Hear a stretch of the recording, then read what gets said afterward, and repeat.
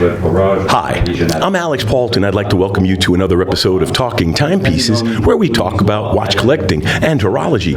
Today, I'm at Geneva Watch Days, where multiple watch companies are showing some of their latest stuff, and I'm here at the Micromilspec suite with the CEO, Henrik Rye, and, I'm glad to have you. I'm glad that you're letting me come here. Thank you, Alex, and happy to be on your show. Well, Micromilspec is a relatively new company, correct? When was it launched? Well, we started to design our first timepieces in 2019, and since then we've done 40 custom projects for military units worldwide, and this is actually our first time showcasing our collection to the public. So. Well, Henrik, that's really an interesting proposition, because a lot of companies try to make a design and they're like, oh yes, we're military, or they try to do things to emphasize design aspects, but you're literally starting by making military watches. Yes, indeed, and I wouldn't say I'm embarrassed not having ever designed a timepiece, because they all look great, but no, you're right, they're actually made by military units worldwide. The selection that we have here comes from some smaller units that couldn't fulfill their orders because they're small special forces, so they needed help from collectors to get a custom and personal timepiece.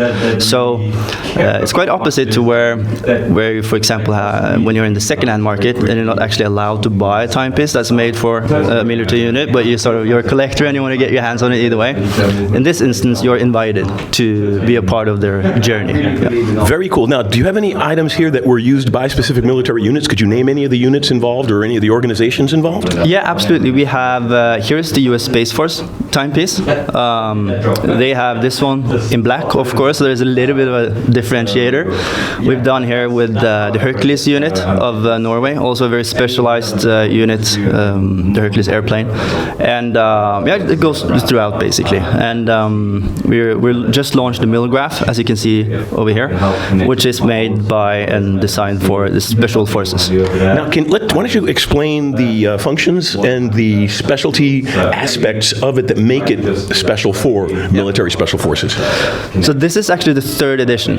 So we've done, obviously, then 2 prior, and they came back to us and said, well, you have to swap the crown position. And we were, yeah, sure. Well, you're the boss. And then, obviously, a follow-up question was, why do you want to swap the crown position? Because they still wanted to be a left-hand timepiece. And they had a quick reply, have you ever tried to do a push-up with a watch on? Like, well, yes, indeed, but, not as many as you. So we tried it. We swapped the crown position. They wanted to have to be able to operate the watch without removing it, because that's a big differentiator from if you're actually operational in the field. You do not want to take it on and off. So most watch people, if they're engaged in any physical activities, they would just remove it, right? So we try to cater to their